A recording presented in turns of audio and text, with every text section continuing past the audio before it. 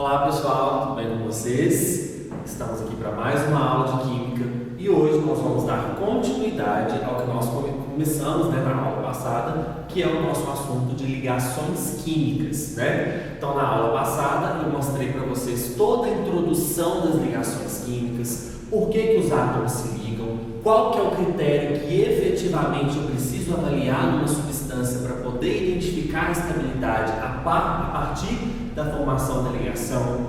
Falei para vocês sobre o que é regra do octeto e como que nós temos que ter cuidado ao manusear a regra do octeto, ao utilizar essa regra do octeto, e começamos a falar das ligações químicas iônicas, tá? Então, pessoal, antes de você continuar assistindo esse vídeo, verifique se você realmente entendeu tudo o que foi ministrado na aula passada. Porque todos os conceitos introdutórios de ligações químicas, mais os conceitos introdutórios que nós utilizamos para falar de ligação iônica, serão de suma importância para nós entendermos a continuidade das ligações iônicas, que exigem bastante detalhe, como vocês vão ver aqui no quadro de hoje, tá? Então eu falei para vocês que as ligações iônicas são ligações que ocorrem entre íons, ou seja, cátions e ânions, geralmente formadas por metais e ametais, mas eu falei que nem sempre um metal com um ametal vai formar uma ligação iônica.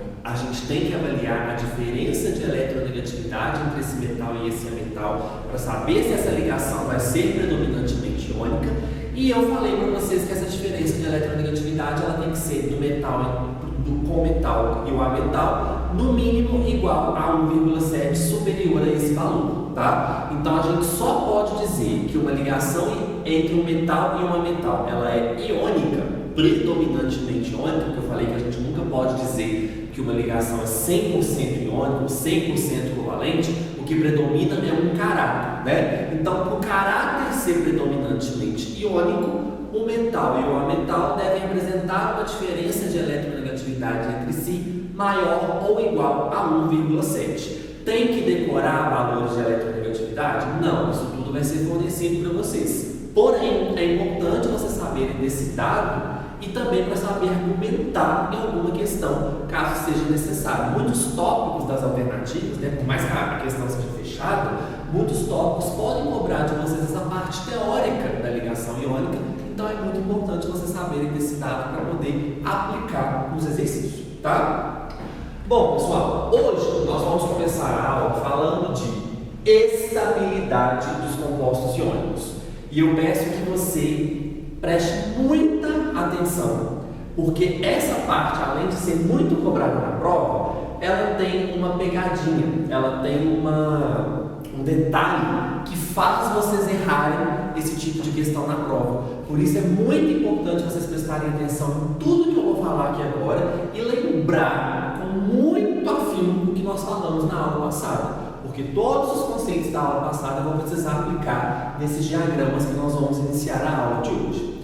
Então, pessoal, nós vamos falar de como que se dá, de fato, a estabilidade de um composto iônico, ou seja, aquele composto que é formado predominantemente por uma ligação iônica.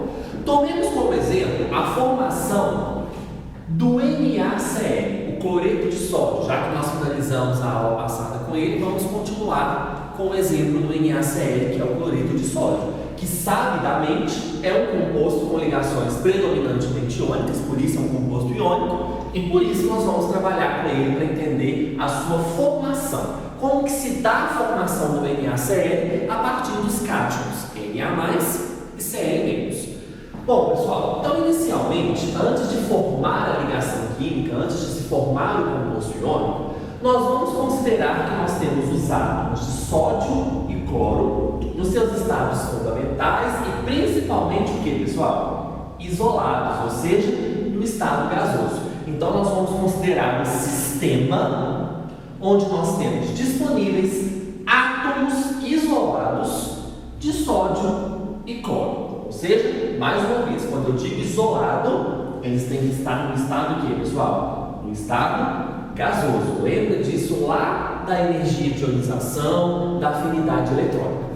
Percebam que esse diagrama que eu vou construir com vocês aqui ao longo da aula, ele está baseado em um eixo de energia potência. Então perceba que de baixo para cima eu estou mostrando para vocês um aumento da energia potencial. Então todas as etapas que nós vamos trabalhar, vocês vão ter que verificar ao longo da construção do diagrama se essa energia potencial do sistema está aumentando ou se ela está diminuindo. E lembrar principalmente da aula passada que eu falei para vocês que estabilidade de compostos formados a partir das ligações químicas se deve ao fato único e exclusivamente da energia potencial do sistema. Lembrem-se que quanto menor for a energia potencial do meu sistema, maior é a estabilidade alcançada. Então prestem muita atenção e lembrem dessa informação para vocês, numa questão de prova, conseguirem interpretar corretamente esse diagrama, ok? Então é um diagrama de energia e nós estamos começando inicialmente com um sistema onde eu tenho disponíveis átomos de sódio e cloro no estado isolado, de forma isolada, para formar o que eu quero, que é o cloreto de sódio. Só um detalhe, eu vou mostrar para vocês as etapas, mas em se tratando da prática, isso tudo acontece simultaneamente. Eu vou mostrar para vocês as etapas teóricas, as etapas que teoricamente ocorrem para ser formado o composto iônico, mas na prática, em um sistema prático, isso tudo que eu vou mostrar aqui acontece numa fração de segundos de uma forma simultânea e rápida, tá? Então nós temos o sistema com átomos isolados de sódio e cloro. Pessoal, eu tenho átomos.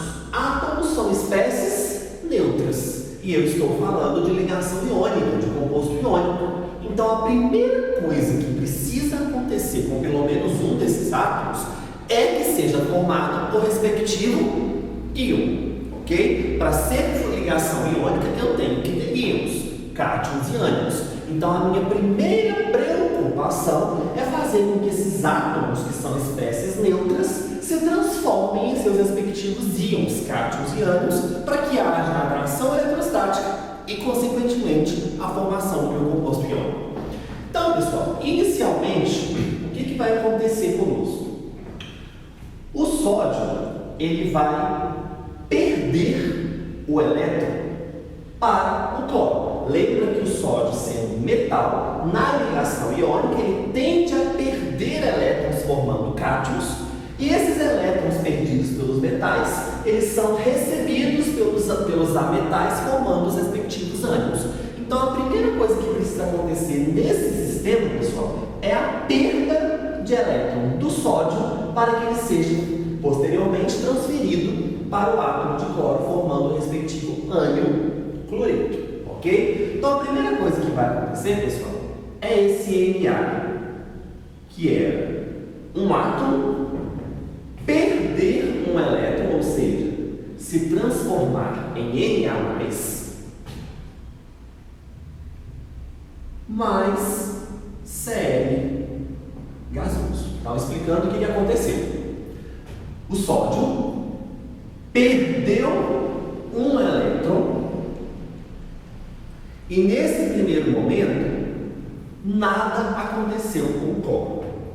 Aí muita gente pergunta assim, Sandra, se nada aconteceu com o cloro nesse primeiro momento, por que a energia do cloro também aumentou junto com o aumento da energia do íon Na+?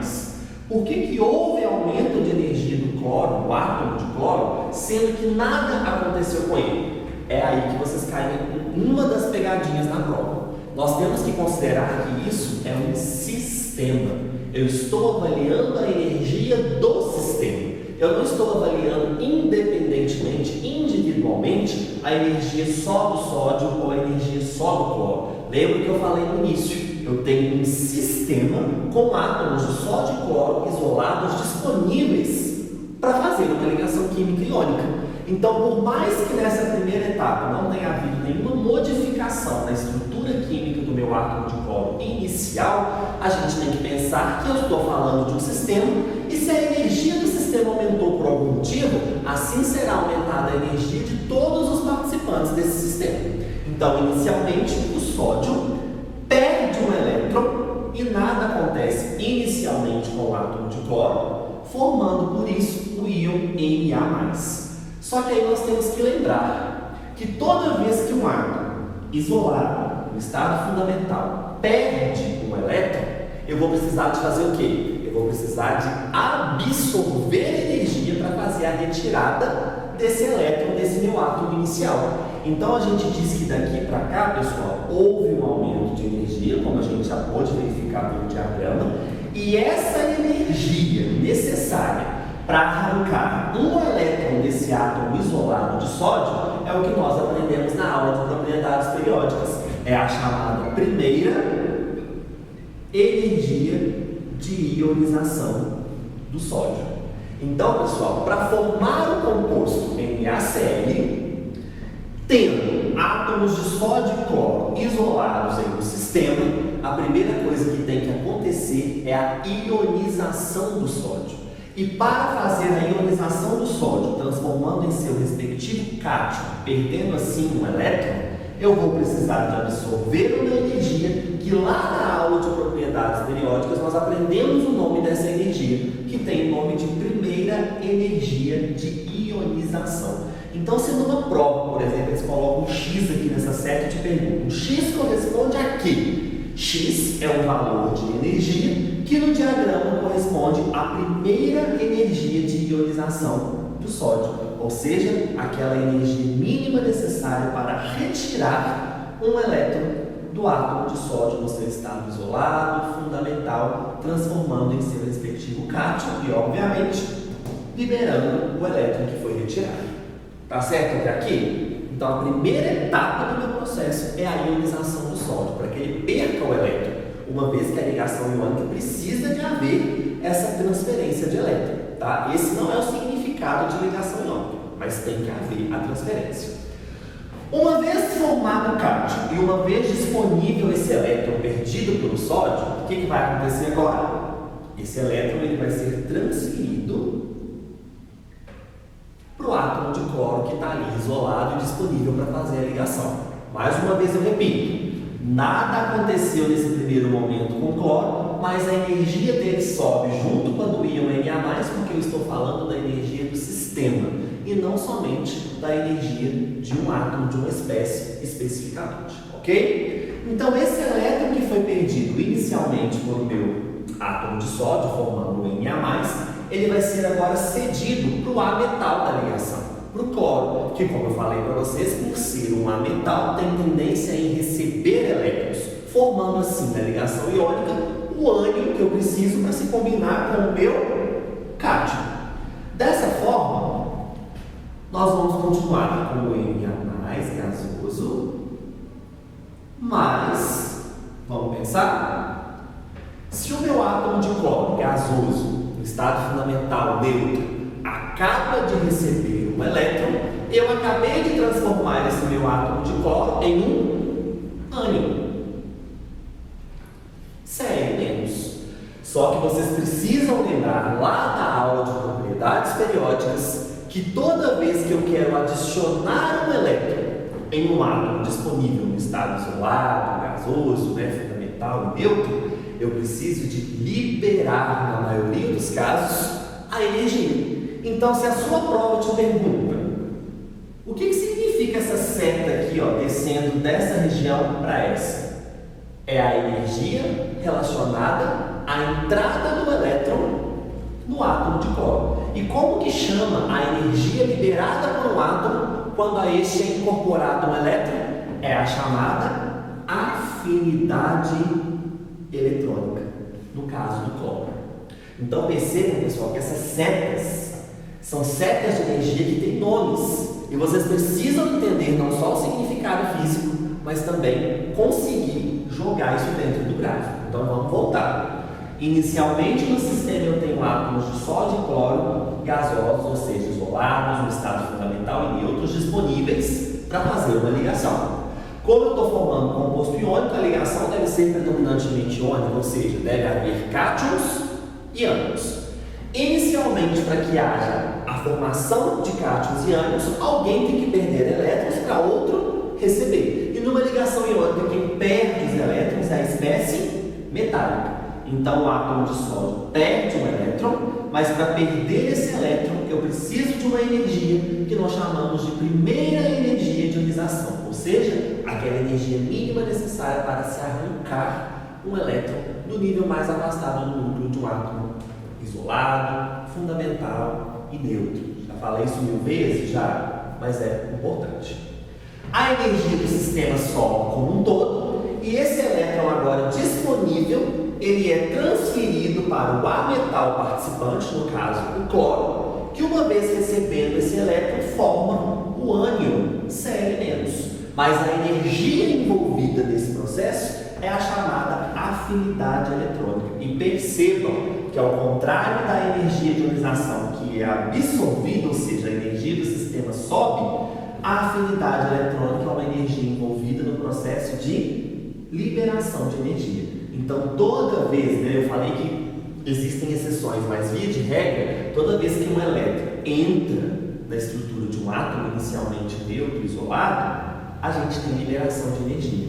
E a essa nós damos o nome de afinidade eletrônica. Então percebam que inicialmente a energia do sistema sobe para formar o cátion, liberando o elétron, e em seguida, ao ser recebido esse elétron pelo A-metal, a energia do sistema cai, porque ao entrar o elétron, há liberação de energia. E essa energia liberada é chamada de afinidade eletrônica. No caso, a afinidade eletrônica do cloro.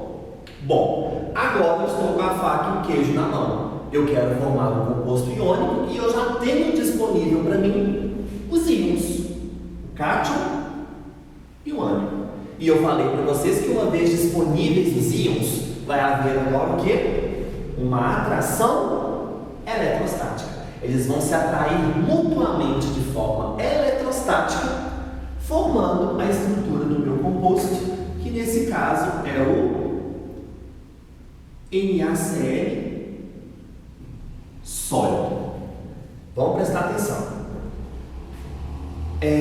Quando eu tenho os íons disponíveis, os cátions e os ânions, a atração entre eles, pessoal, é tão forte, mas tão forte, e nós vimos na aula passada que ao formar essa ligação para gerar a estrutura do composto iônico, a gente tem uma grande o quê? Uma grande liberação de energia. Então percebam, pessoal, que de todas as energias envolvidas no processo, a energia liberada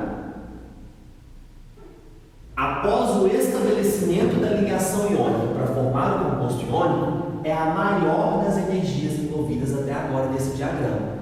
E essa energia que é liberada a partir da atração eletrostática entre os cátions e os ânions para estabelecer a ligação iônica e formar o meu composto iônico no estado sólido, ela é chamada, pessoal, muita atenção em nome de Jesus, ela é chamada de ΔH de rede, que nós podemos dizer que é energia de rede ou entalpia de rede. Então, assim que eu tenho os meus íons disponíveis no sistema para se atraírem mutuamente de forma eletrostática, estabelecendo a ligação iônica e formando de fato o meu composto iônico, a gente tem uma grande liberação de energia. E isso condiz com o que eu falei na aula passada? Totalmente. Quanto maior for a energia liberada, quanto maior for o decaimento energético do meu sistema para formar a ligação iônica, isso significa que maior vai ser a estabilidade alcançada. Então, pessoal, isso daqui é um assunto que vocês estão vendo comigo agora, mas que ele vai perdurar. Gravem esse nome, ΔH de rede, entalpia de rede, energia de rede. Inicialmente, eu vou dizer para vocês que ela é a energia liberada quando íons isolados, em estado gasoso e etc., se atraem mutuamente de forma eletrostática para formar um mol do composto iônico no estado sólido. Quero chamar a atenção para uma coisa. Todo composto iônico é sólido? 99,9% dos casos, sim. Mas existem compostos iônicos no estado líquido? Existe. Mas eu só vou explicar para vocês o porquê deles poderem existir no estado líquido quando a gente for estudar, posteriormente, as propriedades dos compostos iônicos. Ok? Então, pessoal, a energia de rede é a energia envolvida, a energia liberada quando íons no estado gasoso se aproximam de forma eletrostática, de forma mútua, formando um mol do composto iônico no estado sólido. Pessoal, alguém consegue pensar aí em casa por que quando a gente tem a formação do composto iônico, a gente vai formar esse composto no estado sólido e não continuaremos no estado gasoso, assim como são os seus íons disponíveis iniciais? Vamos pensar comigo? Essa energia liberada, a energia de rede, ela tem um valor tão grande, ela baixa tanto a energia do sistema após a liberação dessa energia, que a gente se aproxima do estado sólido. Eu não sei se vocês já estudaram na química, mas o estado sólido é o estado de menor energia. É o estado onde as partículas estão muito agregadas, muito coesas. E no estado gasoso já é totalmente o contrário. O estado gasoso ele é muito energético. Os átomos estão isolados, infinitamente isolados uns dos outros. Isso significa que após a junção desses íons, atraindo-se de forma eletrostática, e com essa liberação enorme de energia, eu não tenho como permanecer com as minhas espécies no estado gasoso. Eu me aproximo de um estado mais agregado, que é o estado sólido. Por isso que os compostos iônicos, via de regra, na sua grande maioria, eles são sólidos, porque a energia liberada do sistema, quando ocorre a aproximação desses íons, é uma energia tão grande, um valor tão grande, que eu não consigo permanecer com a energia compatível com o estado gasoso. Eu vou para um estado de pouquíssima energia, que é o estado sólido. É isso que explica o motivo pelo qual os compostos iônicos, em sua grande maioria, são sólidos. Ok? Então vamos voltar? Para formar um composto iônico, um molde de um composto iônico, eu tenho que ter um sistema com átomos disponíveis no estado que? Isolado, no estado fundamental, e átomos, obviamente, neutros. Para formar um composto iônico, a ligação entre os átomos tem que ser predominantemente iônica. Então eu preciso de íons, cátions e ânions. O cátion perde elétrons para o ânion. Então, se assim é, eu preciso inicialmente que o metal, que é a espécie que geralmente perde elétrons, seja ionizado, formando um cátion e liberando esse elétron. Lembrando que a energia envolvida na ionização dessa espécie é a chamada primeira energia de ionização. Por isso que ela cresce, porque é a energia absorvida. Esse elétron disponível no sistema, que é transferido para o ametal, e vai causar um abaixamento de energia do sistema, porque toda vez que um elétron é incorporado à estrutura de um átomo isolado, a gente tem a energia chamada de afinidade eletrônica, que é a energia liberada quando esse elétron entra na camada de valência de um átomo dessas condições.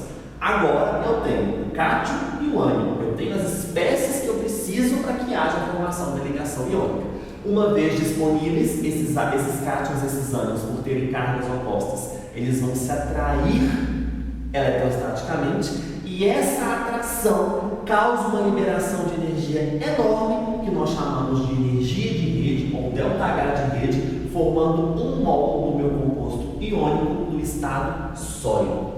Ok? E lembra que esse NaCl sólido, lembra que o composto iônico sólido tem inúmeros cátions e ânions reunidos no que nós chamamos de rede cristalina, que tem um caráter multidirecional, que foi o que eu falei para vocês na aula passada. Então, por mais que a fórmula química apresente um sódio e um cloro, vocês têm que entender que na natureza nós temos centenas de átomos de sódio e cloro disponíveis para fazer a ligação.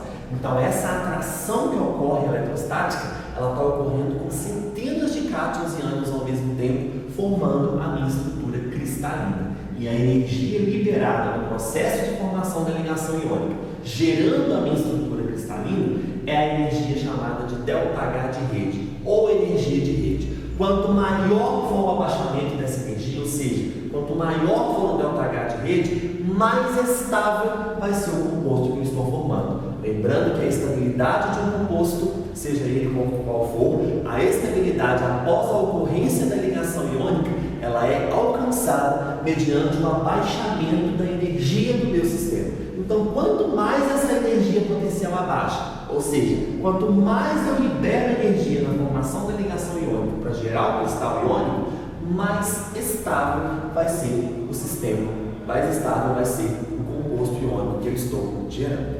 Ok? Bom, onde que está a pegadinha desse diagrama, que é onde vocês mais caem na prova, pessoal?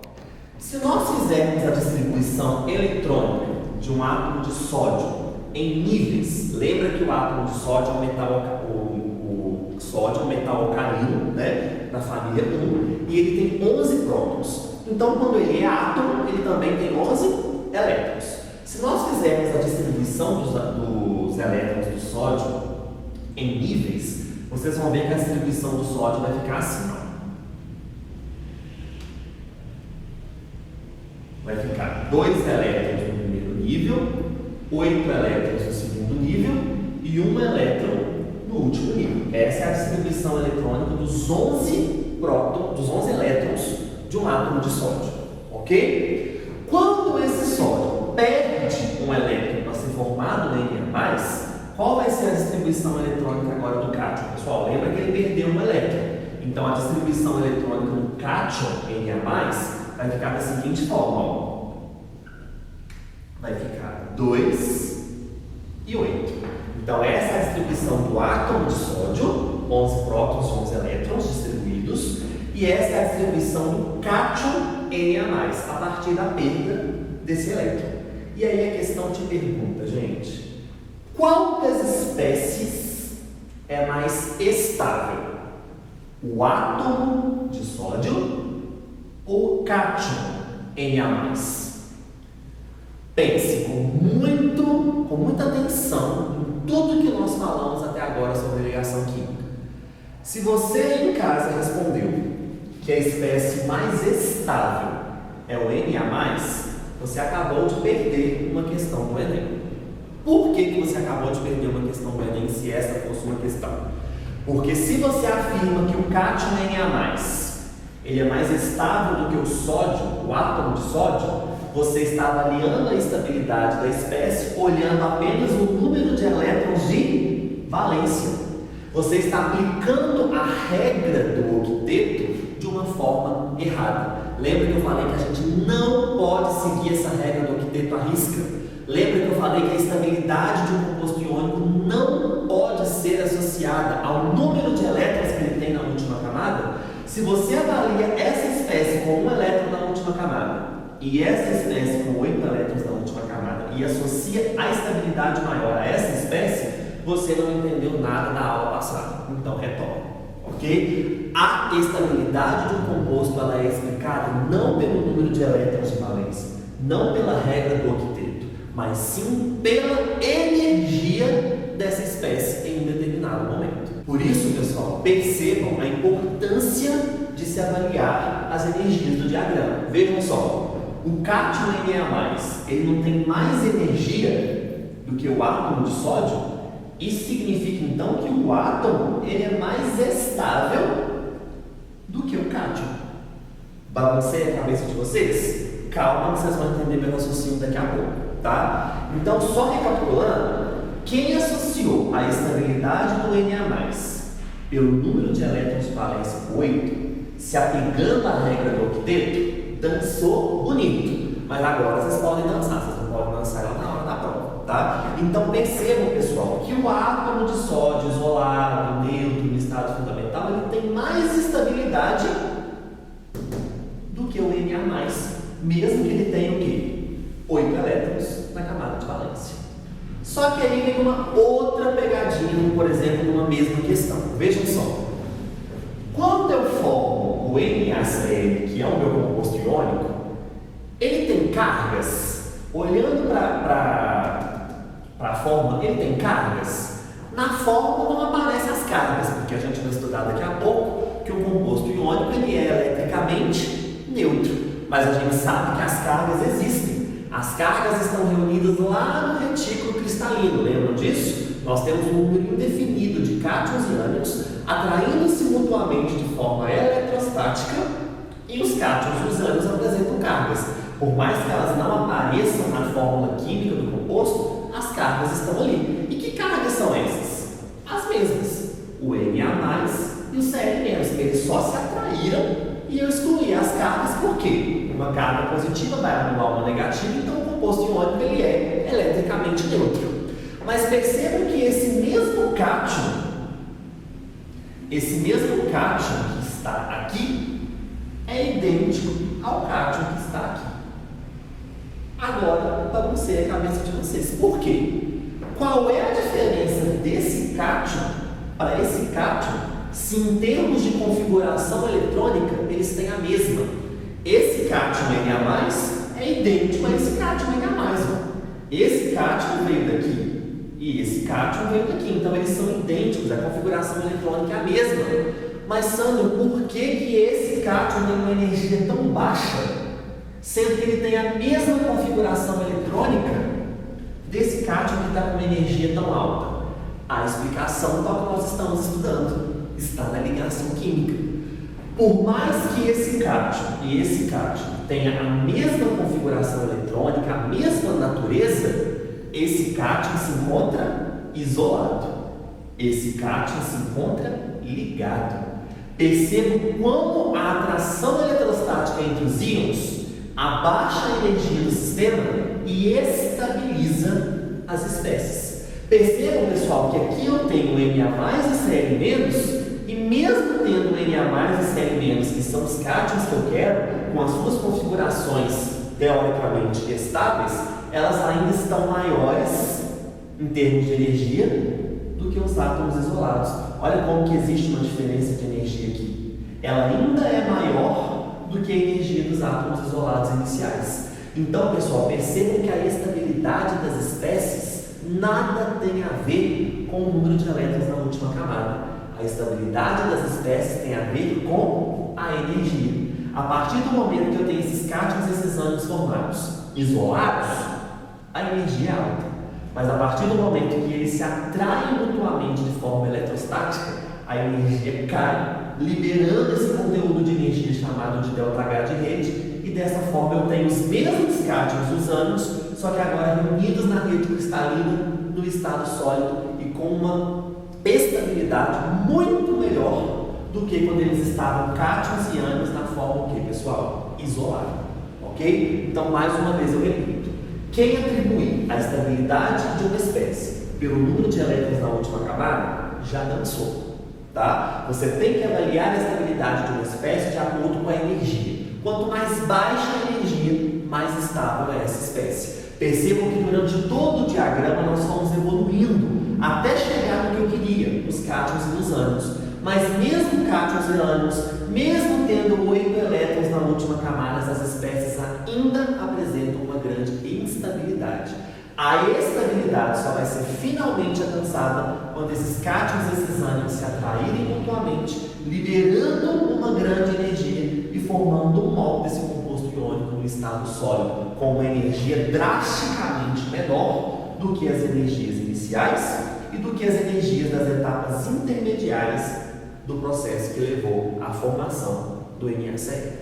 Então, gente, se tiver ficado confuso, volta esse vídeo um pouquinho e assiste de novo esse início, porque esse diagrama ele é extremamente importante para vocês interpretarem inúmeras questões de ligações químicas na prova.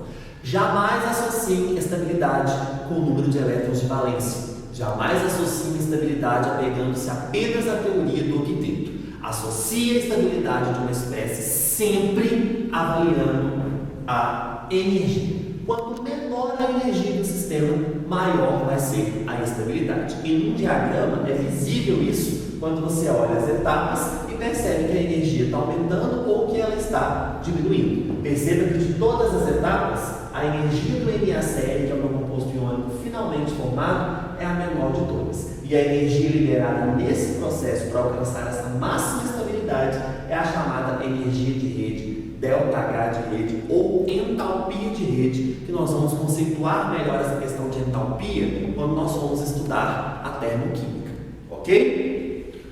Bom, pessoal, por mais que esse diagrama tenha ficado complexo na cabeça de vocês, existe algo ainda mais complexo, que é o famoso ciclo de Bohr-Haber. Esse ciclo de Bohr-Haber, ele é, na verdade, esse primeiro diagrama, só que é uma forma mais completa e mais complexa de se avaliar as etapas que ocorrem para ser formado a estrutura do meu cristal iônico. E mais, o ciclo de Bohr-Haber, ele é a aplicação de uma lei que vocês já devem ter estudado no ensino médio, que é a chamada lei de Hess. A lei de Hess, é uma lei onde nós vamos calcular a variação de energia, a variação de entalpia durante o processo. E essa lei de Hess a gente vai estudar ela mais profundamente quando nós formos estudarmos a termoquímica. Então não preocupem efetivamente em entender o que é a lei de Hess nesse momento, porque ela vai ser estudada lá na termoquímica. Mas saibam que esse ciclo de Bohr-Haber que eu vou apresentar para vocês agora, nada mais é do que uma aplicação direta dessa lei de Hess que nós vamos estudar melhor na termoquímica, ok? Então agora nós vamos ver o diagrama, que é parecido com o diagrama inicial, só que agora nós vamos ver de uma forma mais completa e mais complexa, e vamos trabalhar, ao invés de falar simplesmente energia potencial, nós vamos falar de H. H na química, pessoal, com esse sinalzinho, esse zerozinho aqui, ó, isso aqui significa entalpia padrão. Não preocupa com entalpia padrão agora, porque nós vamos entender também na termoquímica o que significa entalpia padrão. É um calor, é uma energia medida em condições padrão, que nós vamos estudar futuramente, tá? Então esse H com esse zerozinho em cima significa entalpia padrão. E de uma forma geral, a entalpia padrão, que é uma forma de energia, ela é medida em quilojoules por mol, tá? Então, repetindo, nós vamos descrever novamente o gráfico anterior de uma forma mais completa, de uma forma mais complexa, só que ao invés de falar de energia potencial, como foi falado ali, nós vamos falar de um tipo específico de energia que nós vamos dar o nome de entalpia, que nós vamos conceituar melhor lá na frente. E esse zero aqui em cima do símbolo de entalpia significa entalpia padrão. Significa que esse sistema todo foi medido nas condições padrão pré-estabelecidas. Ok? Bom, pessoal, eu quero formar agora um outro composto iônico. Nesse caso vai ser o KCl, cloreto de potássio. Então eu vou mostrar para vocês aqui da forma mais completa e complexa como que se dá a formação do cloreto de potássio, do KCl. Só que percebam, pessoal, que inicialmente no diagrama anterior eu estava partindo dos átomos isolados, certo? No ciclo de Bohr-Haber a gente não parte dos átomos isolados, a gente parte das substâncias simples que contém os átomos que vão originar o KCl. Então percebam, eu quero formar cloreto de potássio.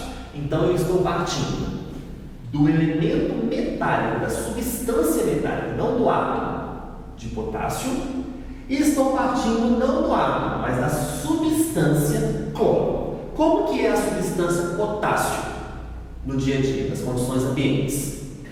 É um sólido. Lembra que potássio é sólido. Então, se eu pegar um pedaço de potássio, aquilo é um metal, é sólido, tá? Então eu estou partindo da substância metálica potássio e não do átomo de potássio. Potássio sólido. Mais meio mol de cloro gasoso e não do átomo de cloro. O cloro nas condições ambientes, ele é um gás. Eu já falei isso para vocês na aula de tabela periódica, tá? Então, para formar o KCl, eu não estou partindo dos átomos isolados, estou partindo das substâncias simples que contêm os átomos que tem na estrutura do sal da substância iônica que eu quero formar. Segunda observação, por que eu estou trabalhando com meio mol de cloro gasoso? Por que eu estou trabalhando com 1 mol? Observem a fórmula química. Eu quero um potássio e um cloro. Certo? Só que a molécula de cloro, que é a substância que eu estou partindo inicialmente, ela tem quantos átomos? 2. Eu quero apenas 1. Então pense, ó, meio vezes 2, olha só. Meio vezes 2, que é a quantidade de cloro que eu tenho, vai dar quanto? Vai dar 1 cloro que eu preciso para colocar na fórmula química. Tá? Então eu estou partindo de 1 mol de potássio metálico, ou seja, potássio sólido, mais meio mol de cloro gasoso, certo? Então meu sistema parte daí. Posso repetir mais uma vez? Não estou partindo de átomos isolados como no diagrama anterior. Eu estou partindo das substâncias simples que contém os átomos que eu preciso para gerar o composto iônico que eu estou falando. Então eu preciso de potássio e preciso de cloro. Só que o potássio, ele é um metal, então ele é sólido, e o cloro é uma substância gasosa na forma de uma molécula diatômica. Como eu preciso de um potássio e de um cloro, eu estou usando meio mol de cloro para que haja a formação de apenas um cloro depois isolado para eu formar a minha ligação química, certo? Bom, pessoal, a primeira coisa que vai acontecer inicialmente é o que nós chamamos de atomização ou sublimação do potássio. Alguém sabe o que é sublimação? É a passagem do sólido direto para o estado gasoso. Mas Sandro, por que você está fazendo isso? Porque para formar uma ligação química eu preciso de átomos inicialmente do estado gasoso, de átomos isolados. E quando eu estou falando de potássio sólido, tem átomo isolado aqui? Não. No estado sólido os átomos estão extremamente agregados. Então a primeira coisa que eu quero fazer, que eu preciso fazer para chegar no meu composto iônico é atomizar quem ainda não está atomizado. É sublimar quem ainda não está sublimado. Ou seja, é ir para a fase gasosa quem ainda não está. Ligação química, eu preciso de átomos disponíveis isolados no estado gasoso. O cloro já está com a substância no estado gasoso. Eu só vou atomizar depois, né? Quebrar a ligação para separar os átomos. Mas já está todo mundo no estado gasoso. Agora, o potássio, os potássios estão todos no estado sólido juntinhos. Isso não vai dar para fazer ligação química. Então a primeira coisa que eu faço, pessoal, é atomizar, é sublimar o potássio, transformando ele, deixa eu só testar esse pincel, transformando ele em potássio gasoso mais meio mol de Cl2 gasoso. Ainda não aconteceu nada com o cloro, ok? Percebam, pessoal, que para fazer a atomização do potássio, ou seja, levar os átomos de potássio para o estado gasoso, que é a premissa para formar a ligação química, houve um aumento de energia. Eu precisei de absorver energia. Quanto, Sandro? Eu precisei absorver 89 kJ por mol.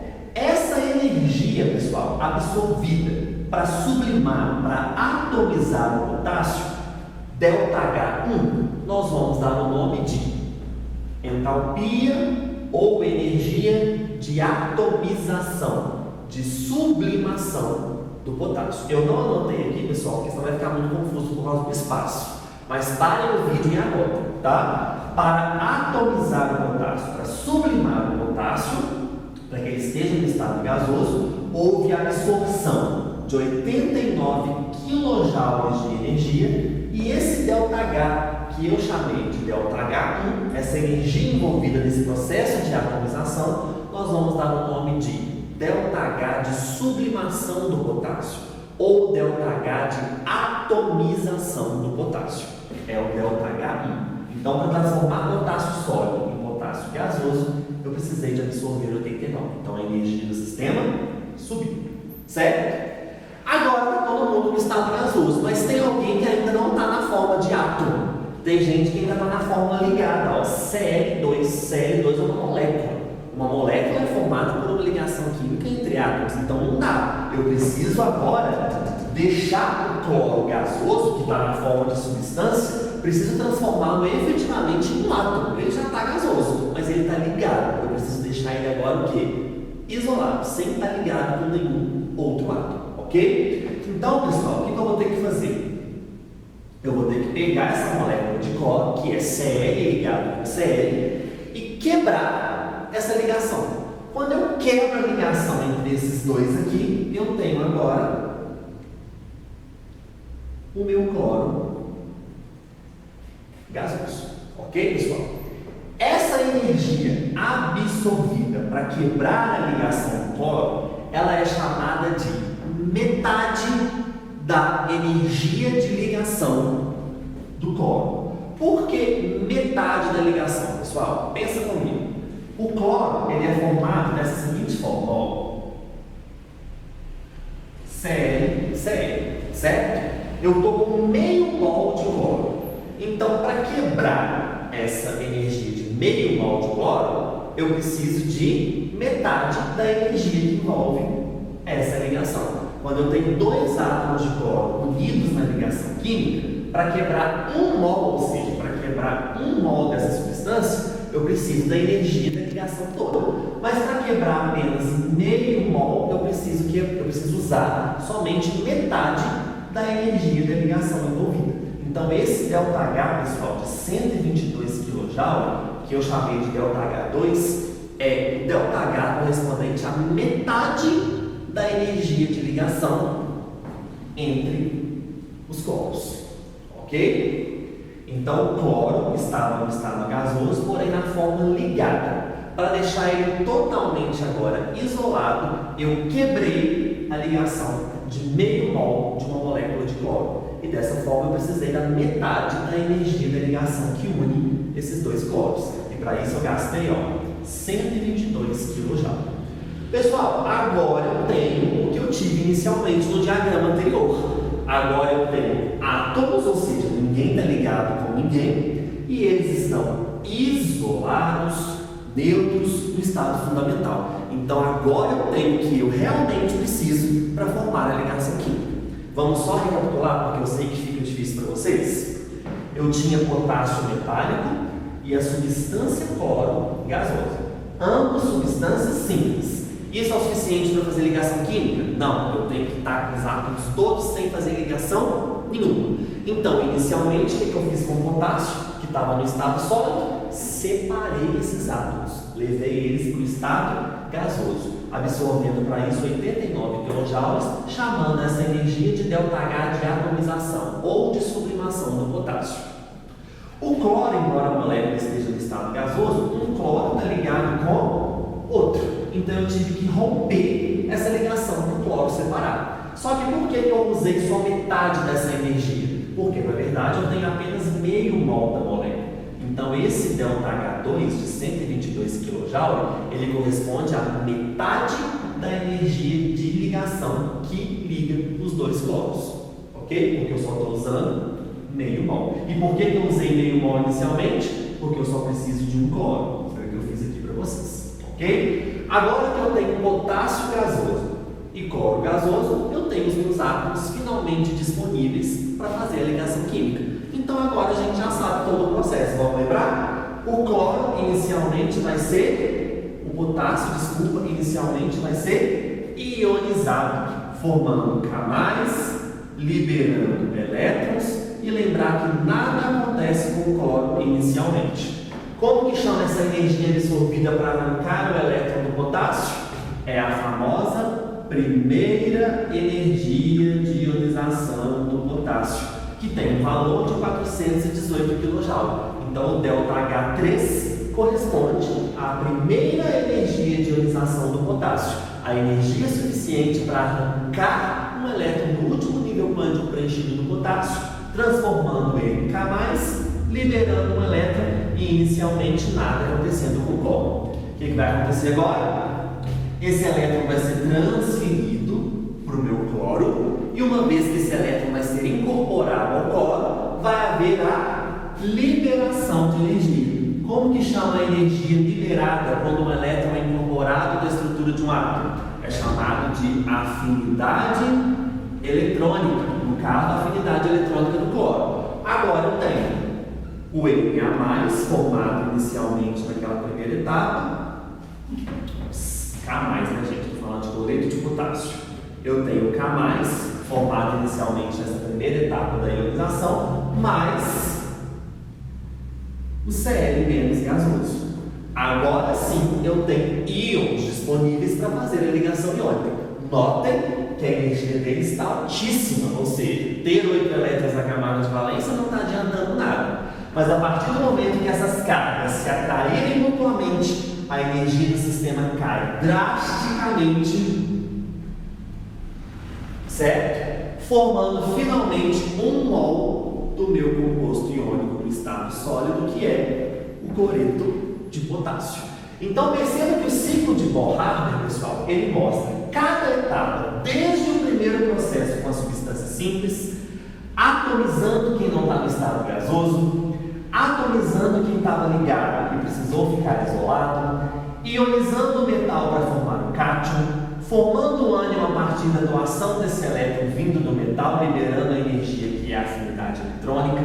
Lembrando que para retirar esse elétron a gente usa a primeira energia de ionização. E a partir do momento que eu tenho esses dois íons formados, ocorre a atração eletrostática, fazendo cair drasticamente a energia do sistema e formando finalmente um mol do meu composto iônico no estado sólido, com uma energia baixíssima, garantindo então a estabilidade desse composto.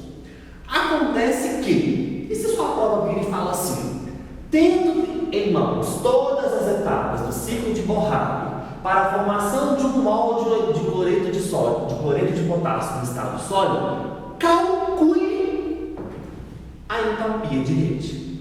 É para isso que vai servir o ciclo de Bohr-Haber. Não somente para te mostrar todas as etapas passo a passo, mas também para te permitir calcular algum desses valores, caso você não os tenha, tá? Antes de explicar como calcular o ΔH5, vem só para esse ΔH6 aqui, ó. O ΔH6, pessoal, é o ΔH de formação do KCl a partir das substâncias simples iniciais. Guardem esse ΔH de formação, que a gente vai entender o que ele é também na termoquímica. O calor envolvido, a energia liberada envolvida, quando um mol de substâncias simples estão reagindo para formar um mol de um composto iônico, é o que nós chamamos de calor de formação. Mas isso a gente só vai entender melhor lá na ligação, lá quando a gente for estudar a termoquímica, ok? Então, pessoal, só para a gente fechar aqui para entender, eu vou só falar de novo o nome dos ΔHs para vocês anotarem, tá?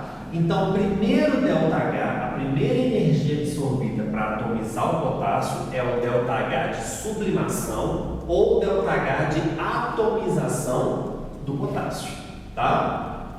O ΔH2, ó, também sinal positivo. Toda vez que é positivo significa absorção, tá, pessoal? O ΔH2 significa que eu absorvi 122 kJ para fazer o quê? Eu precisei de metade da energia de ligação que une dois cloros para atomizar o cloro, tá? Então o ΔH2 é metade da energia de ligação do cloro com outro cloro, tá? Agora eu tenho os átomos isolados para poder formar a ligação química. O ΔH3 corresponde à primeira energia de ionização do potássio para formar o cátion potássio. O ΔH de número 4, né, que aqui está assim. O ΔH de número 4 é o ΔH referente à energia liberada quando o elétron é incorporado ao cloro. Esse é a afinidade eletrônica do cloro, tá? ΔH4, afinidade eletrônica do cloro.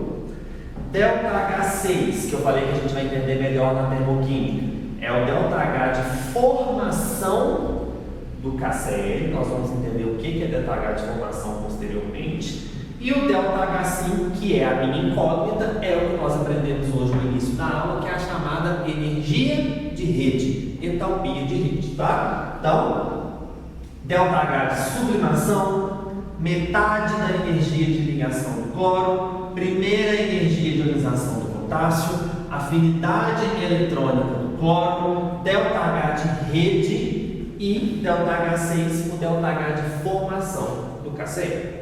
Suponhamos então que na questão eles tenham te dado todas essas etapas, que agora você sabe interpretar o que é cada uma delas, e pediu para você calcular o ΔH5. Baseado em todas as etapas fornecidas no ciclo de Bohr-Haber, com seus respectivos calores envolvidos, energias envolvidas, ΔHs envolvidos, calcule a energia de rede do cloreto de potássio. Pessoal, atenção, tá? Isso é um ciclo. Então, ele começa exatamente onde ele termina. Significa então que se eu somar todas as energias envolvidas no processo que começa onde termina, o somatório de todos os ΔHs envolvidos tem que dar quanto? Tem que dar 0, uma vez que isso é um ciclo. Então, se eu somar todas as energias envolvidas neste processo, nós vamos ter que a somatória dos ΔHs é igual a quanto, pessoal? É igual a 0. Se eu sei que o somatório de todos os ΔHs do ciclo de Bohr vai dar uma energia exatamente igual a 0, sabendo todos os ΔHs fornecidos e não tendo em mãos o ΔH5, que é o ΔH de rede, nós conseguimos calcular esse valor. Vocês concordam comigo? Então, o ΔH5, que é o nosso ΔH de rede, ele pode ser tranquilamente calculado como se fosse o x de uma equação, sabendo que eu tenho todos os valores de ΔHs, ou seja, todos os valores de energia envolvidos nas etapas do ciclo de Bohr, e sabendo que o somatório de todas elas é igual a 0. Então, se você somar ΔH1 com ΔH2, com ΔH3, com ΔH4, com ΔHx e ΔH6, igualando essa equação a 0, vocês vão achar que o ΔH5, que é exatamente igual ao ΔH ou entalpia de rede, é igual a menos 717 kJ por mol. Ok, pessoal? Isso daqui vocês tratam de tomar cuidado, tanto na interpretação, etapa por etapa, quanto no cálculo de alguma dessas entalpias. Nesse caso, ele dividiu a entalpia de rede. Mas ele poderia ter dividido a atomização? Poderia, só você somar tudo igual a 0 e chamar o ΔH1 de x. Poderia ter dividido o ΔH da metade da energia de ligação. Qual que é o valor da metade da energia de ligação do cloro? Era só você somar tudo e chamar o ΔH2 de x. Poderia pedir para você calcular o ΔH3, que é a energia de ionização do potássio. Poderia ter pedido para calcular o ΔH4, que é a afinidade eletrônica do cloro. E poderia ter pedido para calcular o ΔH6, que é o calor de formação do KCl. Ok, pessoal? Então, o ciclo de Bohr, por ser um ciclo, a energia total tem que ser igual a 0. Tendo todas as energias envolvidas e desconhecendo uma, igualando essa equação a 0, você consegue achar a sua incógnita. Então, se você somar todas as energias envolvidas nesse processo e igualar a 0, chamando o ΔH5 de x ou ΔH de rede, você vai achar perfeitamente a energia de rede. Ou seja, para formar o cloreto de potássio, para formar o KCl, quanto que o sistema liberou? 717 kJ.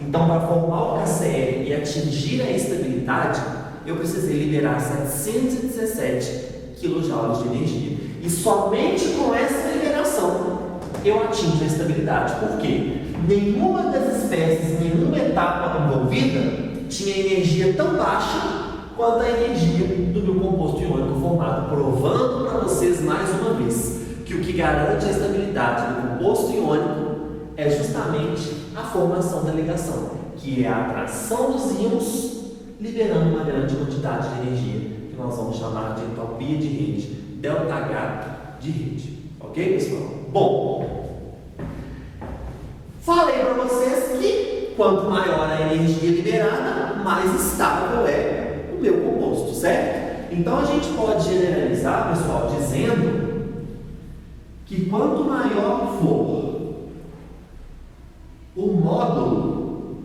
da entalpia de rede, vou explicar por que de módulo, tá? Quanto maior for o módulo da entalpia de rede, maior vai ser a energia liberada, certo? Quanto mais liberado, mais eu caso o abaixamento da energia do sistema. Então, quanto maior for o módulo dessa entalpia de rede, maior será a força da ligação química. Maior será a força da atração. E se quanto maior for a força da atração causando esse abaixamento drástico de energia, a gente pode dizer que mais estável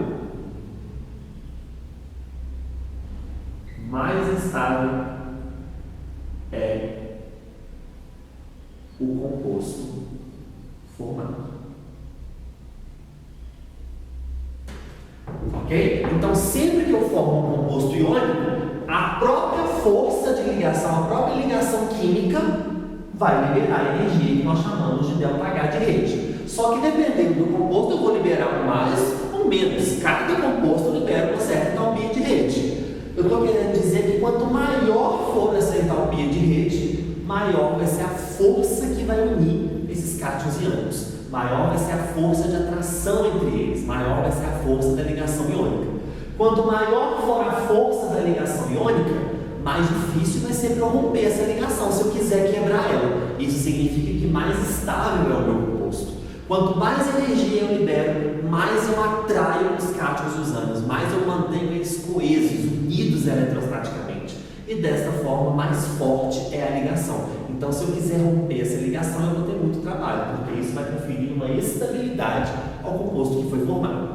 Sandro, por que você colocou módulo de entalpia de rede? Lembra lá da matemática que módulo, ele como se fosse estivesse isentando o sinal lá do número da operação? Por que eu estou falando de ΔH de rede em módulo? Porque da mesma forma que ΔH de rede pode ser conceituado como a energia liberada quando íons infinitamente isolados se atraem mutuamente eletrostaticamente, formando um módulo do meu composto iônico em estado sólido, se é energia liberada, o seu sinal vai ser, obviamente, negativo. Então, toda vez que eu formo um composto iônico, o ΔH de rede ele é negativo, porque é energia liberada. Mas uma vez que eu formei um composto iônico, e se eu quiser quebrar a ligação química? Se eu quiser agora quebrar a força de atração entre cátions e os ânions que eu acabei de juntar, eu vou ter que usar o mesmo valor de entalpia de rede, só que agora ao invés de liberar a energia, eu vou ter que fazer o quê? Absorver. Lembra lá da primeira aula que toda formação de ligação, toda formação de interação libera energia, então o valor é negativo. Mas toda vez que eu quero romper, toda vez que eu quero quebrar uma ligação, romper uma interação, isso é um processo que requer absorção de energia. Então a gente pode dizer que formação de ligação são processos exotérmicos, liberam energia. Enquanto a quebra de uma ligação, o rompimento de uma interação requer absorção de energia. Por isso é um processo endotérmico. Então o ΔH de rede a gente usa em módulo porque depende de onde você está falando. É o ΔH, é a energia liberada na formação do composto iônico, então o ΔH de rede é negativo, processo exotérmico. Eu estou falando agora de uma energia que eu estou precisando para quebrar o retículo cristalino, para separar os cátions e os ânions, é o mesmo valor, só que agora positivo, só que agora endotérmico. Então, gente, essa frase eu volto a repetir. Formação de ligação, formação de interação, é processo exotérmico, libera energia, assim como foi a ligação da formação iônica, da ligação iônica. Então, o meu ΔH de rede é negativo. Agora, se uma vez formada essa ligação eu quiser quebrar, eu quiser romper, eu vou ter que absorver o mesmo valor em módulo. Só que agora o quê? Considerando um sinal positivo, porque eu estou avaliando um processo endotérmico, um processo que está requerendo absorção de energia para que ele aconteça, ok? De qualquer forma, o módulo da entalpia de rede, seja a energia liberada ou seja a energia absorvida para quebrar, quanto maior for esse valor em módulo, maior é a força da ligação que une os cátions dos ânions. Quanto maior for a força de ligação, mais difícil vai ser separar esses íons, porque significa que esse composto é extremamente estável. Então, pessoal, sempre que for falar de estabilidade de um composto, sempre avalie a energia. Quanto maior a entalpia de rede, quanto maior a energia liberada na formação dessa ligação, mais forte é a ligação, mais estável é o composto que foi formado no final de todo esse processo. Então, pessoal, ciclo de Bohr-Haber, nós vamos falar de novo? Vamos, porque lá na termoquímica nós vamos voltar a calcular ΔH de processos, e uma das formas de calcular o ΔH é pelo ciclo de Bohr-Haber. Sandro, por que você não deixou para falar isso então em termoquímica? Porque eu preciso do ciclo de Bohr-Haber para interpretar a formação de uma estrutura iônica, como por exemplo a gente acabou de observar. Então a gente avalia desde as substâncias simples, os processos de atomização, quebra de ligação, ionização, afinidade eletrônica, liberação de energia e aqui, como nós vamos ver mais para frente, a formação da substância iônica a partir da substância simples, que é o calor de formação. Sei que é meio complexo, se tiver ficado muito difícil, volta o vídeo desde o primeiro diagrama. Percebam que isso aqui é um zoom do primeiro diagrama, é a forma mais completa dele. Se você ficar com qualquer dúvida, gente, vocês podem me chamar, que eu vou ajudar vocês. Mas não achem que isso aqui é difícil e larga para lá não, porque esse ciclo de Moravec cai muito na prova do Enem. E percebam que é simplesmente interpretar cada etapa. Pediu para calcular alguma coisa, ele sempre vai te dar o valor de tudo menos uma. Sabendo que tudo é igual a zero, porque isso é um ciclo, tendo todos os valores, uma vai ser a sua incógnita, que vai ser justamente o ΔH que ele pode pedir para você calcular. Tá? E tem exercício desse na lista. Então prestem bastante atenção. Okay? Então esse foi o ciclo de Moravec e concluindo isso, eu mostrei para vocês que o módulo da energia de rede, seja a energia liberada na formação ou absorvida na quebra, quanto maior ela for, maior é a força dessa ligação iônica. E quanto mais forte, mais difícil de romper, mais estável é o composto.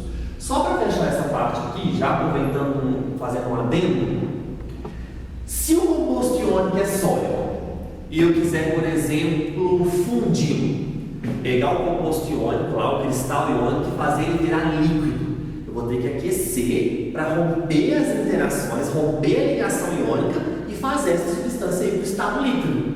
Vocês concordam que se essa ligação for muito forte, comparando, né, porque ela sempre é forte, mas comparando vários compostos iônicos, vocês concordam que quanto maior for a entalpia de rede, mais força eu vou ter que fazer para romper o retículo cristalino? Porque a gente acabou de ver que quanto maior a entalpia de rede, maior a força de ligação. Então, quanto maior for esse valor, pessoal, mais difícil é para fundir, mais difícil é para tornar esse sólido iônico no estado líquido.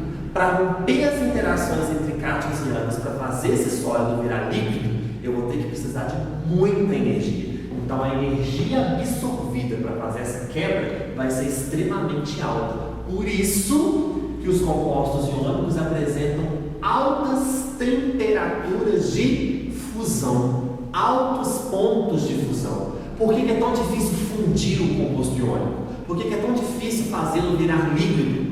Porque o que une os cátions e os ânions é uma força extremamente forte, é algo extremamente coeso. E para romper essa interação, eu vou precisar absorver muita energia, que vai ser justamente relacionado ao ponto de fusão. Então, ponto de fusão de composto iônico é extremamente alto. Nós veremos isso na aula de propriedades físico-químicas dos compostos iônicos. Ok? Pessoal, bugou até aqui? Dá uma paradinha, volta, vê de novo, qualquer coisa me chama, tá?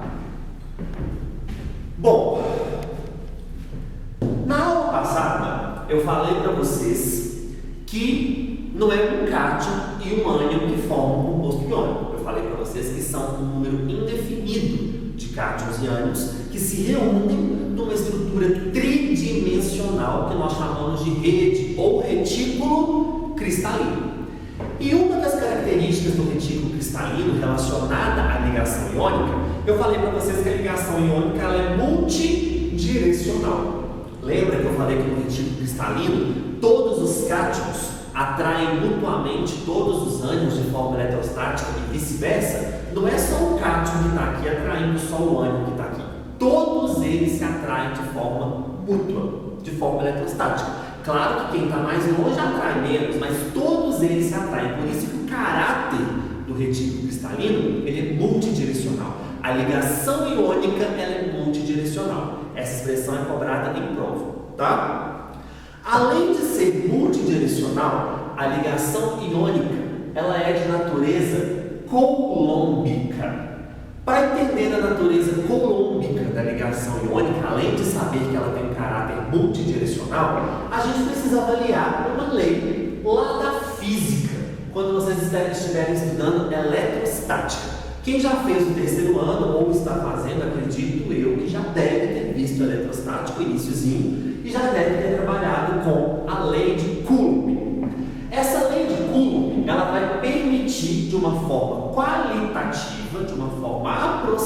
quadrada, fazer com que nós avaliemos se a minha força de ligação é maior ou menor quando nós estamos comparando diferentes compostos iônicos entre si. Então, olha só, o que nos diz a lei de Coulomb? Ela diz que a força de atração é igual a uma constante multiplicada pelo módulo das cargas. Quem que são as cargas aqui na ligação iônica, gente? O cátion e o ânion. Lá na física ele está falando de cargas pontais, né, que vocês estudam na eletrostática. Aqui, essas cargas é o produto da carga do cátion com o ânion, a carga do ânion, tá? Então a lei de Coulomb diz que a força de atração é uma constante multiplicada pelo produto das cargas dos íons dividido pela distância ao quadrado, tá? Então aqui, ó, o F é força de atração Q1 vezes Q2 é o produto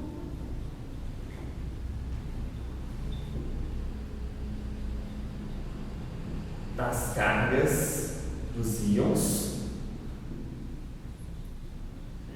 E essa distância ao quadrado, pessoal, é a distância que está separando os íons. Só que lembra que eles estão o quê? Muito grudados. Eles estão interagindo eletrostaticamente. Então a gente pode dizer que a distância aqui abordada é a distância internuclear. É a distância do núcleo do cátion para o núcleo do potássio. Em outras palavras, a gente pode dizer que esse D ao quadrado é a soma dos raios do cátion e do ânion, tá? Então a força de atração, que no caso é a força da ligação que a gente está querendo avaliar, ela é igual a uma constante vezes o produto da carga dos íons dividido por D ao quadrado. Esse D ao quadrado é a distância dos núcleos, a distância do núcleo do cátion para a distância do núcleo do ânion. Ou seja, é o somatório dos raios do cátion com o raio do ânion, tá? É a somatória dos raios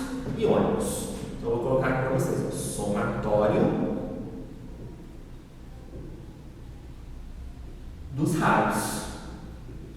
Se é a distância do núcleo do cátion para a distância do núcleo do cloro, é o somatório do raio do cátion com o somatório do raio do ânion, o tamanho do cátion com o tamanho do ânion, ok? Então a lei de Coulomb na química, ela é traduzida dessa forma. Na física é a mesma, só com uma outra interpretação. Então a força da ligação é uma constante vezes o produto das cargas dos íons, cátions e ânions, dividido por D ao quadrado, sendo que esse D ao quadrado é o somatório dos raios, é a distância internuclear do cátion com o ânion. Pessoal, percebam que a força da ligação, além de depender do ΔH de rede, ela também depende do produto das cargas e depende da distância internuclear. Depende do quão é o somatório, quão grande ou quão pequeno é o somatório desses raios, o valor. Ok? Percebam pela fórmula, isso aqui na verdade é mais matemática, que quanto maior for o produto das cargas e quanto menor for a distância entre os íons, maior a força da ligação iônica. Vamos de novo? Força e produto das cargas são diretamente proporcionais, enquanto força e distância são inversamente proporcionais. Isso significa que quanto maior for o produto das cargas dos íons e menor a distância entre esses íons, maior é a força da minha ligação. Então, se na prova ele não te dá a entalpia de rede entre as substâncias comparadas, para você saber quem tem a maior ou menor, a ligação mais forte ou mais fraca, ele pode te abordar com esses dados. Se ele te der vários compostos iônicos com as respectivas entalpias de rede, você consegue tranquilamente saber quem tem a energia, a força da ligação maior. É só olhar quem tem o maior valor de entalpia de rede, certo? Mas se ele não te dá entalpia de rede, ou se ele te dá e manda você justificar pelas cargas e pelo raio, pelo somatório dos raios, pela distância, você vai ter que avaliar pela lei de Coulomb, ok? Então, mais uma vez, quanto maior for o produto da carga do cátion e do ânion, E quanto menor for a distância que une, quanto mais interagidos eles estiverem cortando essa distância, maior é a força da ligação, mais forte é a ligação iônica, ok? Então, quanto maior a carga dos íons, produto das cargas, e menor for a distância internuclear, a distância entre os núcleos desses íons, maior a força de atração. Obviamente, maior vai ser o quê? Ali. Mais forte, né? Vai ser a ligação iônica. Quanto maior é o produto das cargas dos íons e menor a distância entre esses íons, maior a força de atração entre eles, mais forte é a ligação iônica. Então agora nós temos 3 formas de avaliar a força de uma ligação iônica. A mais simples de todas, se ele te der o valor do ΔH de rede, te deu várias substâncias e os respectivos valores de ΔH de rede. Aquele que tiver a maior energia de ΔH de rede vai ser onde eu tenho a ligação mais forte, o composto mais estável. Certo? Agora, se ele pede para você comparar, mesmo que ele te dê um ΔH de rede, pela natureza colômbica da ligação iônica, você vai ter que avaliar o produto da carga dos íons e a distância entre esses íons. Quanto maior for o produto dessas cargas e menor a distância entre eles, mais forte é a ligação, mais forte é a atração, mais estável é o composto iônico formado. Vamos ver isso então através de 2 exemplos para a gente finalizar daqui a pouquinho. Bom, pessoal, para ver se vocês entenderam realmente essa análise qualitativa da força da ligação a partir da lei de Coulomb, nós vamos fazer aqui 2 exemplos comparando substâncias iônicas diferentes entre si, e a pergunta é: entre esse e esse, quem tem a maior entalpia de rede? Ou seja, quem tem a ligação iônica mais forte? Qual é o composto mais estável? Né? Aqui é a mesma coisa. Entre esse e esse, quem tem a maior entalpia de rede? Quem tem a maior força da ligação iônica? E o composto é mais estável. Então vamos prestar atenção? Olha só. Aqui eu tenho fluoreto de sódio, NaF, e aqui eu tenho óxido de magnésio, MgO.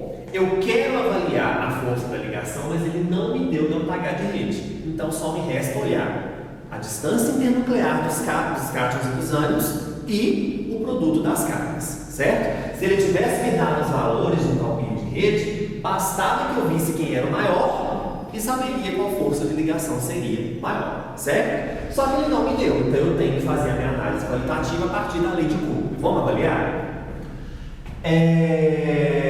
Vou precisar que vocês tenham em mãos uma tabela periódica, tá? Olha só. Vamos comparar primeiro os cátions, tá?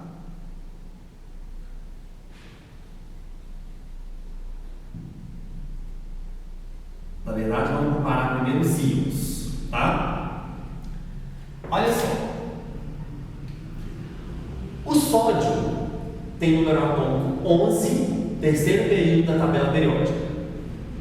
O magnésio tem número atômico 12, também no terceiro período. Ou seja, sódio e magnésio estão lado a lado na tabela periódica. Num quadrinho é o sódio, número atômico 11, no quadrinho seguinte é o magnésio, número atômico 12. Eles estão no mesmo período.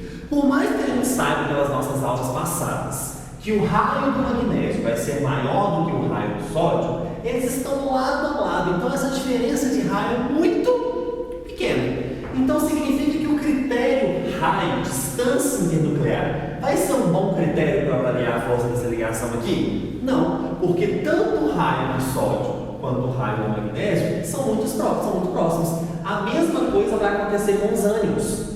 O flúor e o oxigênio estão exatamente lado a lado na tabela periódica, no mesmo período, segundo período. Olha aí na tabela.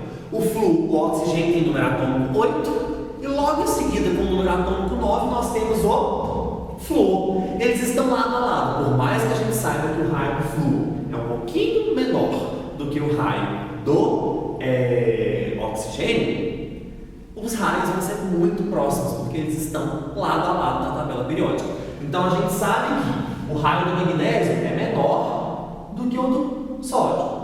O raio do flúor é menor do que o oxigênio. Mas como o sódio está do ladinho do magnésio na tabela e o flúor está do ladinho do oxigênio na tabela, essa percepção do raio atômico é muito pouca para a gente poder avaliar. Os raios são muito próximos. Os valores desses raios são praticamente os mesmos, porque eles estão do lado do outro.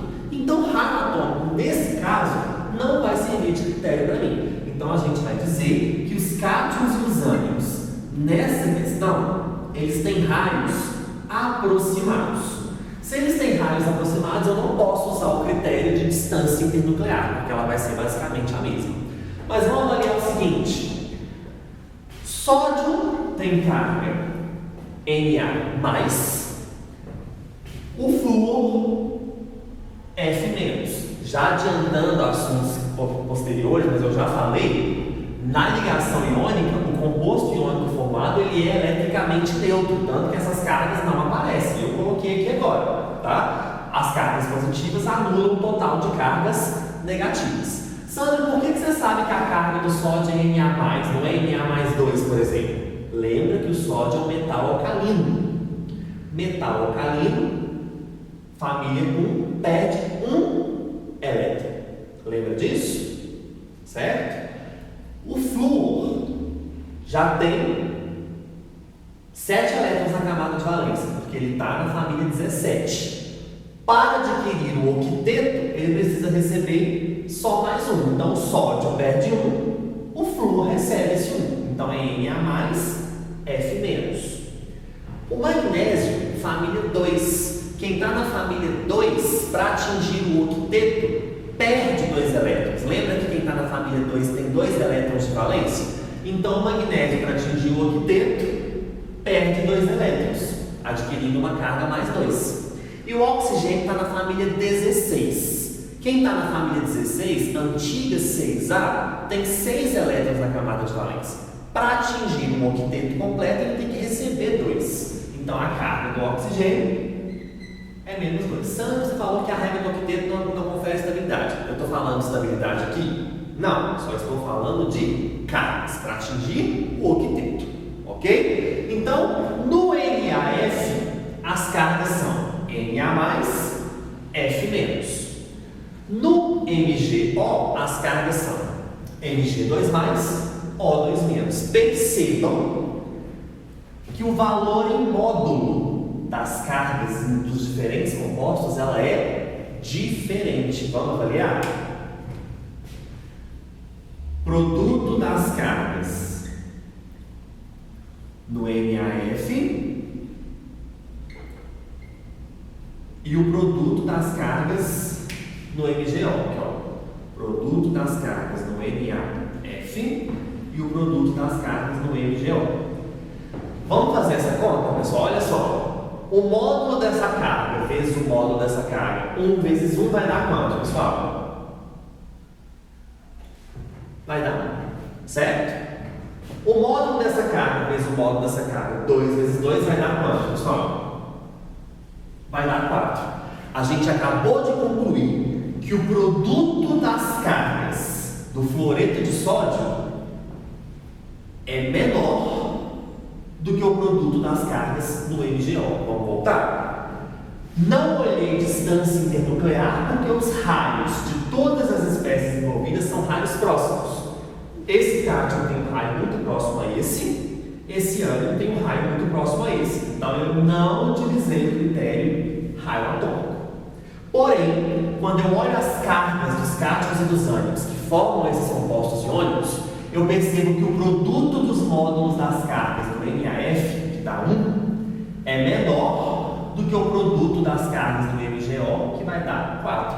Eu acabei de concluir que o produto das cargas do NaF é menor do que o módulo do produto das cargas do MgO. Lembra que quanto maior é o módulo do produto das cargas, maior é a força da ligação? Se no MgO eu tenho maior produto das cargas dos cátions e dos ânions, significa que o MgO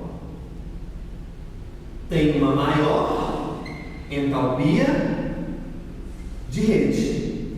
Perceba, pessoal, que o produto é cerca de 4 vezes maior de um para o outro. Então a entalpia de rede também vai ter um valor aproximado de quase 4 vezes mais do que aqui, certo? Então percebam que eu não usei o critério de raio, porque os raios são próximos, mas quando eu faço o módulo do produto da carga dos íons, eu percebo que esse módulo é maior no MGO. E quanto maior for o produto das cargas, maior é a força da ligação, porque maior é a entalpia de rede. Então, esse composto, o MGO, ele é muito mais estável do que esse.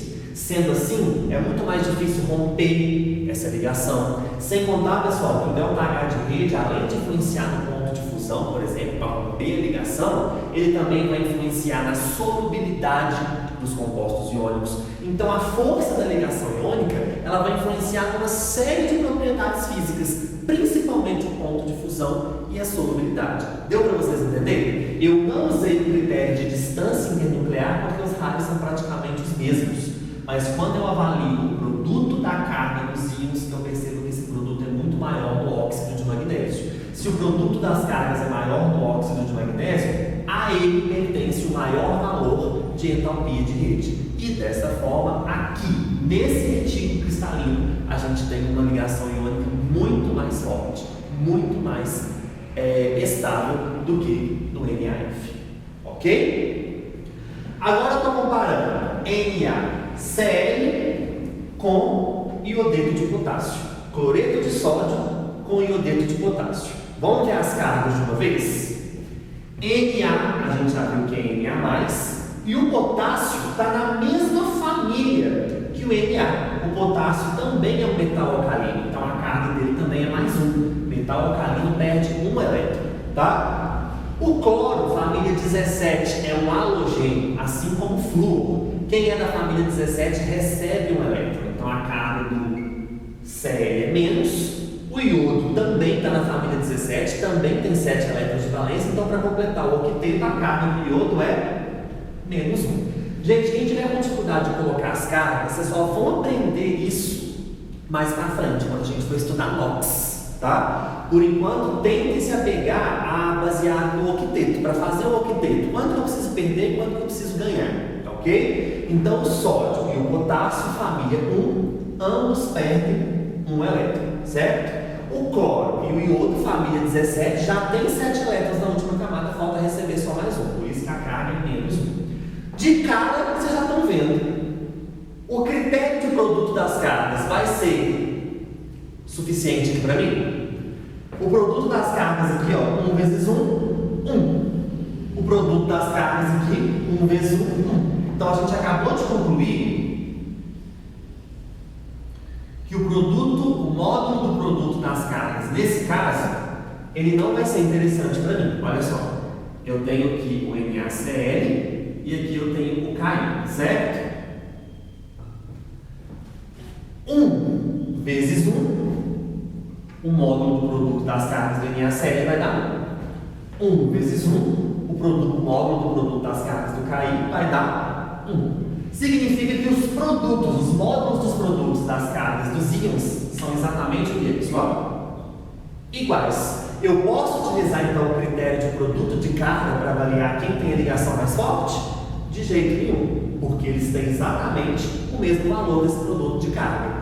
Nesse caso, só me resta então avaliar o que, pessoal? O raio iônico, a distância internuclear. Vamos comparar primeiro dos cátions e depois dos ânions, ok? K+ e Na+, que são os cátions, e Cl- e menos, que são os ânions, tá? Cloreto de potássio, cloreto de sódio, desculpa, e iodeto de potássio. Vamos lembrar lá da aula de tabela periódica? Família 1. Hidrogênio, lítio, sódio, potássio e etc. O que a gente aprendeu na aula de propriedades periódicas? Que numa mesma família, o raio cresce de cima para baixo, de acordo com o aumento do número de níveis preenchidos por elétrons. Então, entre sódio e potássio, quem que tem o maior raio? O potássio, porque ele está mais abaixo. Ele tem o maior número de níveis. Então, o raio do potássio é maior do que o do sódio. Então, o raio do sódio é menor que o raio do potássio. Ou o raio do potássio é maior do que o do sódio. Vamos lembrar agora lá da família 17, família dos halogênios.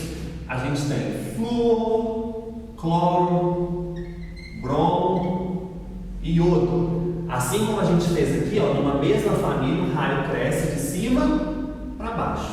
Quem tem maior raio então, pessoal? O cloro ou o iodo? O iodo tem maior raio do que o cloro, porque ele está mais abaixo da família.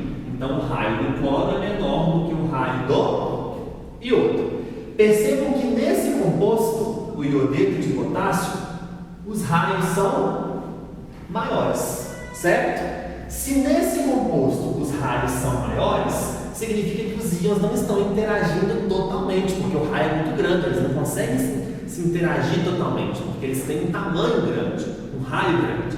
Em contrapartida, o raio do Na+, com o raio do Cl- são raios o quê? Menores. Se o Na+ e o Cl- têm raios menores, comparados com os íons K+ e I- do iodeto de potássio, significa que no NaCl a interação entre os íons ela é maior, significa que a distância internuclear é menor. O Na+ interage muito mais com o Cl- porque eles são pequenininhos, do que o K+ interage com o iodo. Olha o tamanho que é o iodo, gente. O iodo está lá embaixo na família dos halogênios, ele é muito grande, então a interação desses dois cátions é pequena. Se a interação entre K+ e I- é pequena, a ligação iônica é menos o quê? Ela é mais fraca, desculpa, do que a ligação iônica entre Na+ e Cl-.